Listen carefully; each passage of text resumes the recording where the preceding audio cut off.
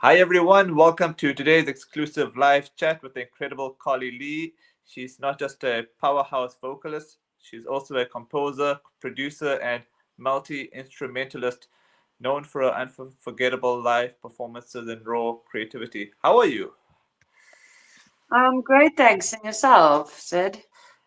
Ah, I'm fantastic. So my Great. opening What question time to is it you all? is, what inspired you to pursue a career in music, and how did your journey as a multi-talented artist unfold?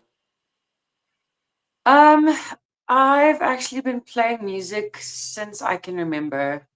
I've got photos of myself sitting by a piano, which now is in my house, that same piano. Hmm. From I think where I was 2 years old, sitting by the piano. So my sister, who's 10 years older than I am, um, started teaching me a little, and at that stage, you didn't have your schools that for the more contemporary music and stuff. You could only study classical, which at that stage, it's great. I was learning music, so I was loving it, and I was just really passionate about it, and spent hours on it, and got really good.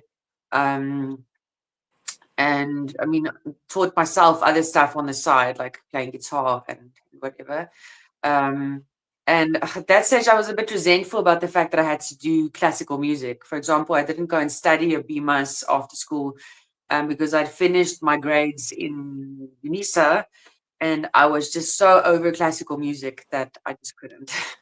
So yeah, from there, and I've also always been singing, always in choirs. So when you see the kind of stuff the content I do, a lot of it is a lot of layered vocals, because I really love that. I love playing with the human voice, and especially when I can control it, when it's not having to take someone else's pitch or tell them exactly how to do it. I can do it myself. Yeah, when you do this kind of thing, I guess you figure Hmm. out more about what your personality is really like, what you think you like, and what you're Hmm. actually like. And I'm actually a control freak, and I want things done my way. So Hmm. I like the more I can do myself, the better. Your live performances have a unique energy. How do you prepare mentally and physically before stepping on stage? Um, I honestly try to, when everything's set up, when the sound Hmm. equipment is set up and everything, because when you're not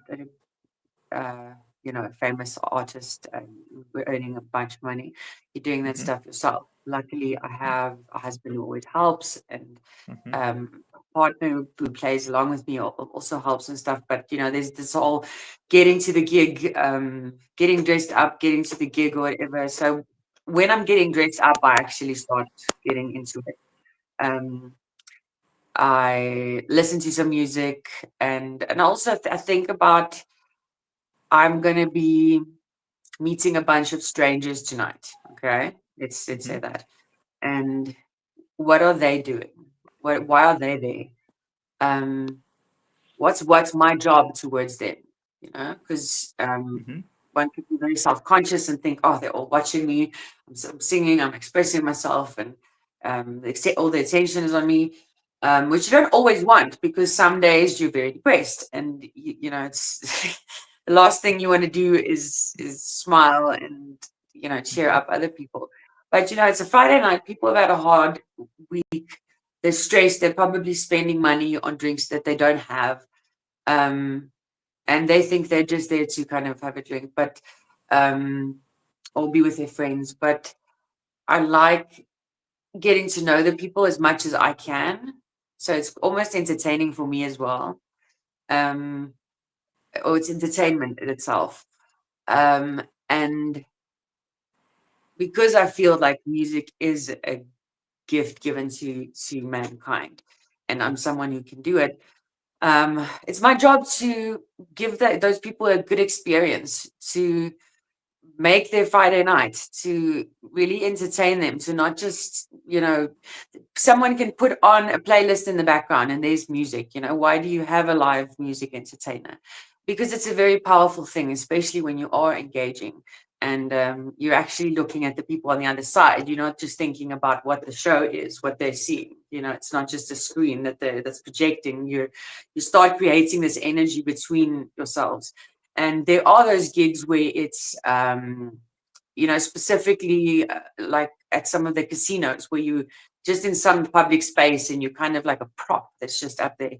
And there's all these people and they're just walking by and and they're sitting at the restaurants and they're watching, and which is great because at these casinos, people win, they drink a little, they give you a big tip.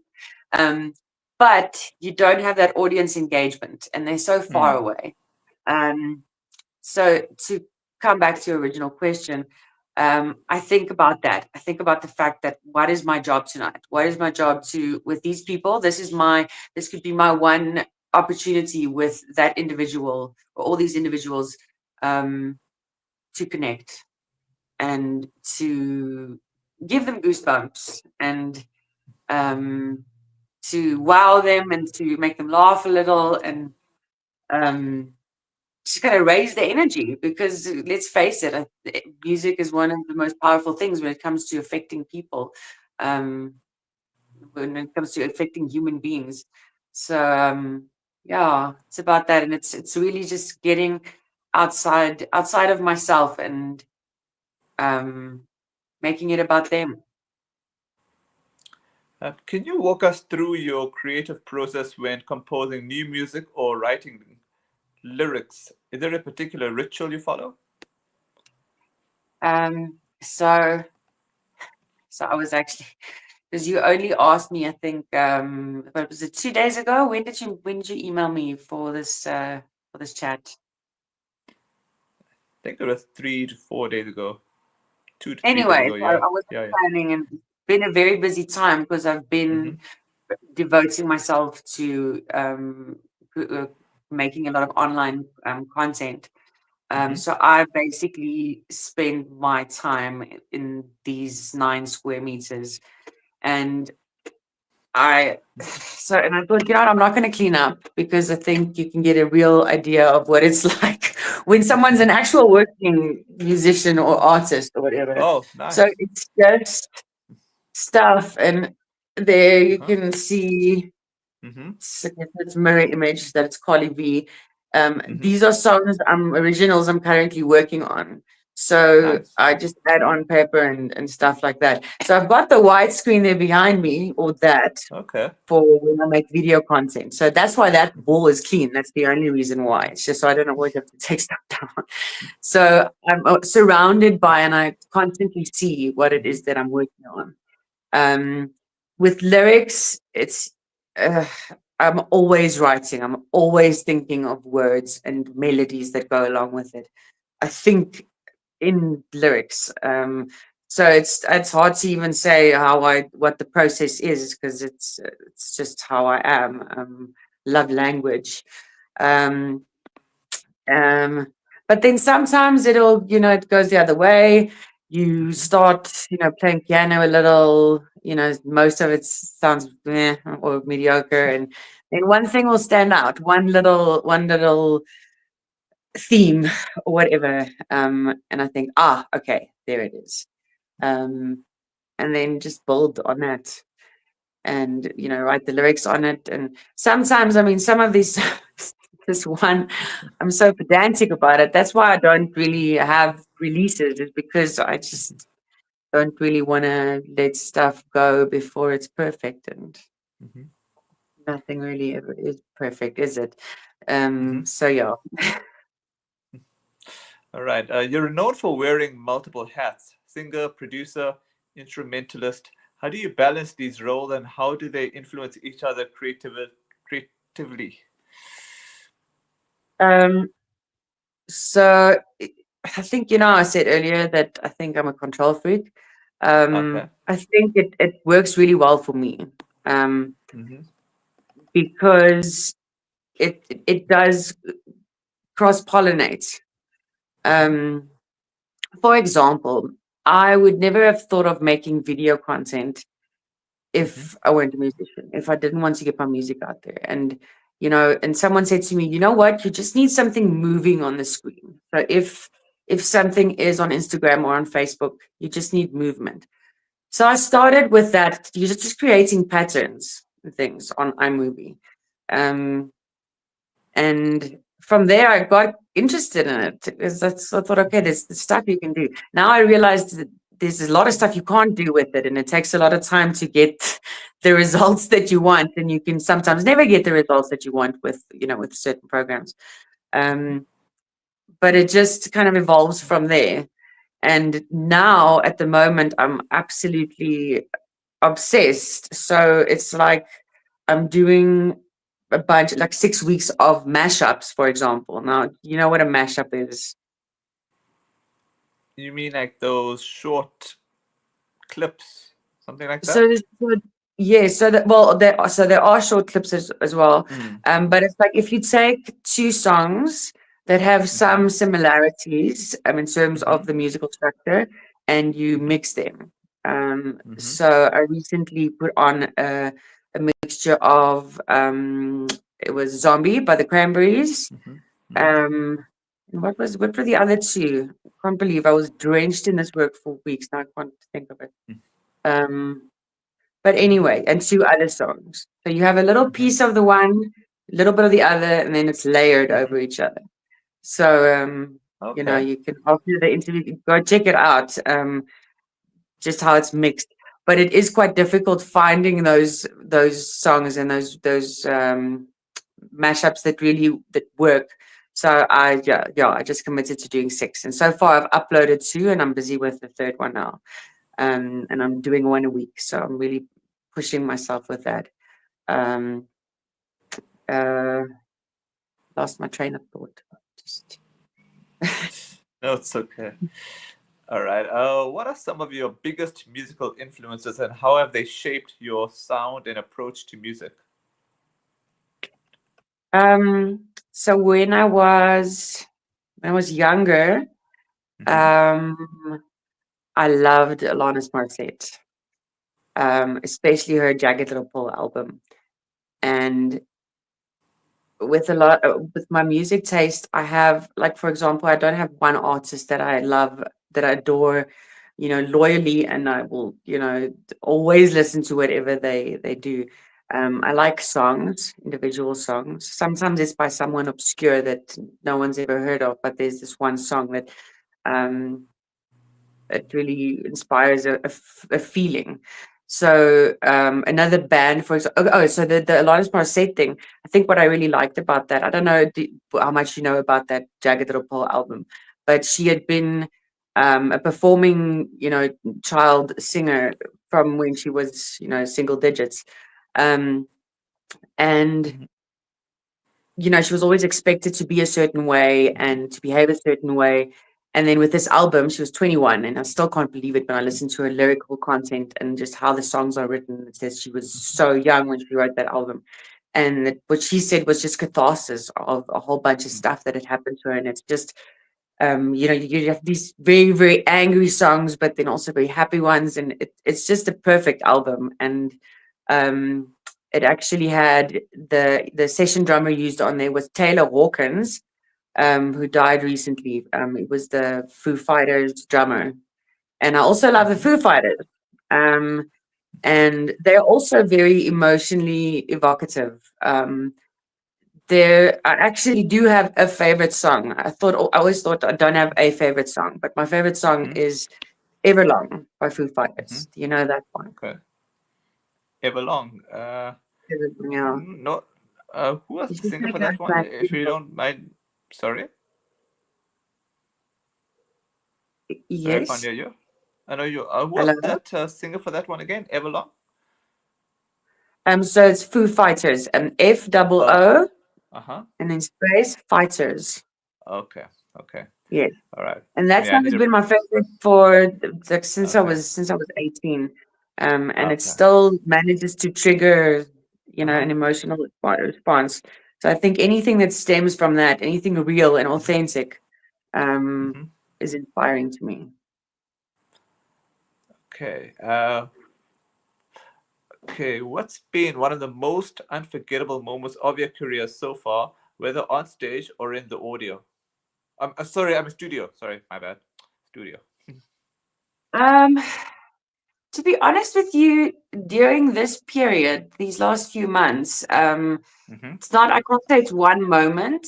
It's the same with my gigging career. I've been Mm-hmm. playing as a live musician for 20 years Mm-hmm. now, and it's you know it's a conglomeration of little moments of Mm-hmm. you know seeing that moment when someone really comes up to you and they come and say that was amazing, or I love your voice, or you see that they're moved by that and they're taken out of themselves by that moment.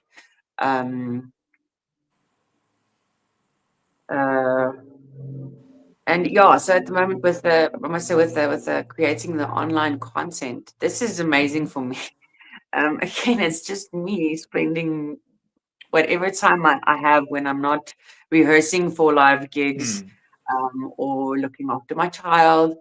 um, I spend in here. And I literally sometimes I just think, I'm just gonna quickly come into the studio. I just want to check this one thing. Mm-hmm. And then, Mm-hmm. yeah, like I said to you earlier, 12 hours later, you know, I, my husband comes in and says, would you like to eat something or sleep or whatever? Because I get so carried away with it and the whole creative process and that Mm. cross-pollinating creative process that I told you about earlier, where I'm, I'm learning these new skills and Mm-hmm. honing them, and then an idea for a song comes, and then I write a song. Mm-hmm. And then from writing that song, I remember, oh yeah, that other song that I wanted to learn, and then I learned that song. And then I think, okay, well, what was that music video? What did they do on that music video? What were the visuals? What was the symbolism or whatever? So it's at the moment, I feel like it's one of those things where inspiration is just striking, um, and that's why I think why I don't want to stop working and I don't give myself rest is because I'm so scared it goes away. Because inspiration is something that you can't necessarily. Oh well, I don't really believe that, but Mm-hmm. that super inspiration you can't just kind Mm-hmm. of order and say inspiration now, please. But Live, that. yeah. Live shows are often unpredictable. Can you share a story from a performance that didn't go as planned but turned into a special experience? Um, there are many. Oh gosh. So once when so I was studying in Stellenbosch, and Mm-hmm. I was singing for an electronic band, and we were weird. It Mm-hmm. was weird. That's really all. It was meant to be absolutely strange and Mm-hmm. obscure. So the music was strange. I think I was the little bit of normality that was brought to that sound. Um, we would People would come to our gigs. We'd have the thing that they would have to wear masks, so it would become like this, like a could dress up party kind of thing. Um, and the main DJ had these Viking horns, and he would play Mm-hmm. without a shirt. And the other guy we had a guy on stage with the video camera filming us, which was our like editor thing. So he Mm-hmm. was on there, and he made his own outfit with like a what do you call it, a cheese grater on his face, and yeah, it was just ridiculous. Mm-hmm. So we got invited to play at an Afrikaans festival, Klein Karoo something, um, and we played this stuff. And yeah, it was not well received. Mm-hmm. So much so that there was this one guy that came and he sat on the stage. He came Mm-hmm. onto the palisade by the stage, and eventually I just went up to him and I threw him down, and he fell really hard, which was nice. So the people who were enjoying the show and were on our side really enjoyed that. Mm-hmm. Um, but also the one guy said, we overheard him saying, "Dis die duiwelse verskoning vir musiek," which which means the devil's excuse for music. Um, which looking back on it, I can imagine if you see what they were listening to, and the kind of Afrikaans artists that you had then, it was very limited. That we were a little bit out there. Um, But other than that, look, there's always a drunk person doing or saying something inappropriate. Um, that's not always the I wouldn't call it highlights because Of course, yeah. I think people kind of start thinking because they've had this evening where you entertain them for a few hours and you've from the stage you've interacted and asked questions or whatever, they feel like so they've heard me speak all night. I have a microphone. So they feel like they're more they can be more personable with you because they now know you, right? Now I Mm-hmm. don't know them. I know what they said, the little shout out that they gave or that they sang along to the song or whatever. So I didn't have that same experience. So they can be very physical and loving in ways that I don't always, not always comfortable with. Mm. Mm. Um, Especially if it is, a man and he's been drinking and it's a Mm. little yeah, that's where I don't really that's the one thing I don't like about playing in bars and pubs sometimes. Okay, how do you stay motivated and inspired to keep creating, especially during challenging or slower periods in your career? Um, was I supposed to think up answers for the questions you sent me? I should have probably thought ahead a little bit, right? Um, That's okay. what keeps you motivated? Well, a girl has to eat. So, Mm-hmm. and especially since I had my child, he's now Mm-hmm. 2 years and 4 months. I mean, he's Mm-hmm. by far the most beautiful thing I've ever made and will ever make. Um, Mm-hmm. and so, I think that's also why I'm more inspired to work is that Mm-hmm. to be able to take care of him better. And it's not just about making money or whatever, but it Mm. is the career choice that I made, and it is a tough one, Mm-hmm. and it is being self-employed. So you don't have someone looking over your shoulder and phoning and saying, Mm. "Did you phone these contacts today? Did you do this admin?" So there is a lot of self-discipline involved, and I think it's like when you're in a very strict gym program, which I haven't been for a while. Um, but when it's kind of no isn't an option. So whether I'm feeling inspired or not, I Mm-hmm. sit down and I create.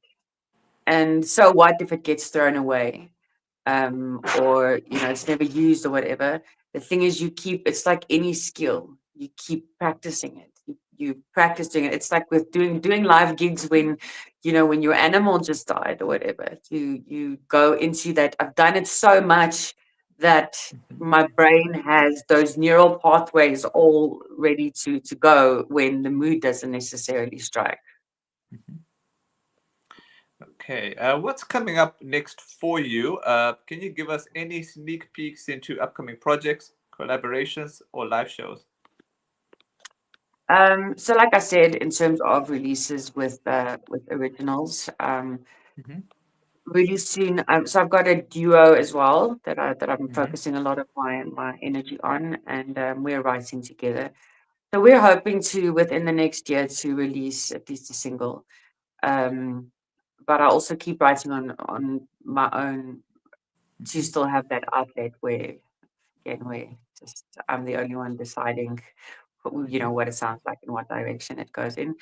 Um, and up next, uh, yeah, it would be that, and also getting that original material on my online platforms and stuff. Mm-hmm. But I feel like these days it's something like recording an album used to be you you can go to a store, it's all Mm-hmm. experience. You buy a CD. Mm-hmm. You've got a booklet, you lie on your bed and you read the lyrics, and you can't just find the lyrics wherever. You have to have that, and it's the artwork, and you feel like you own a little piece of that artist. I feel like Mm-hmm. everything is so literally up in the air with Mm. things being uploaded online and whatever, and people can so easily get something for free off Mm. YouTube. Why would they go and buy it? Yeah. So there I'm a little bit conflicted because ultimately doing a real big studio, proper studio recording costs money and it's expensive. So it's quite the investment. So you really have to be sure, about what are your returns going to be on that. If you do make that investment in recording your original material. So I guess I'm doing more of a slow and steady wins the race. Mhm. You know, just creating this online presence and just creating more content. And um, what's nice about it is that I do get to I do get to set the mood, and I get to decide, okay, this doesn't have to happen right now. I can still edit this video. I can still fix whatever. Um, and if something sucks and I look back on it, I can just go and delete it. Mhm. Um, it's not kind of caught in the zeitgeist forever. Um, and you kind of hope that you get a hit with that. You hope that you resonate with people. I think it's with anyone who, I think with yourself as well, who is interested in having their source of income as something coming from this kind of from social media or whatever, and uploading content. Uh, that's kind of for that to become your job, that is kind of what you do. You sit and you create content, and you hopefully get your monetization from that. And um, yeah, it's just a matter of keep going, keep creating, keep putting stuff on. But I would like to get some stuff on the radio as well. Mhm. Um, Okay. yeah, real soon. All right. My final question to you is for aspiring artists, especially those looking to create a genuine connection with their audience, what advice would you give them on how to stand out and stay authentic? Um, do not fear, Mhm. and that's a very loaded thing to say, but Uh-huh. um, the honest thing is, as individuals, and I think especially as artists, Mhm. firstly, artists we're very sensitive in general, Mhm. Mhm. um, which is ironic because you're supposed to Mhm. be sharing stuff with people and whatever, but with these sensitive people that get put on a stage and looked at, and anyone can say whatever they want, and it's kind of okay. Um, and there is that sense of being self-conscious and then not doing something because you're feeling self-conscious and you don't want to be judged. Um, so, but the truth of the matter is, and it's the same with people on social media with their own personal accounts and stuff. People are generally so focused on themselves and what they look like and how they are perceived in a situation that you're actually quite insignificant. Mm. 8 billion people on a planet. If you make a little mistake, or on stage, or the people, or nobody likes you that night, Mm. you go and you do a gig, and people hate it, and you go home. You know what? It's done. It's a bunch of people, and get over it, learn from it, do better next time. Um, but do it. Mhm. Don't be afraid and procrastinate, um, and not Mhm. do anything because you're afraid that you're going to fail. Because then you'll absolutely never get anything done. All I gotta say is thanks so much for your time, Carly, and hopefully this is the first of many. Yes, awesome. Thank you for inviting me. I'm onto the chat. I really appreciate it. You're most welcome. Have a good one.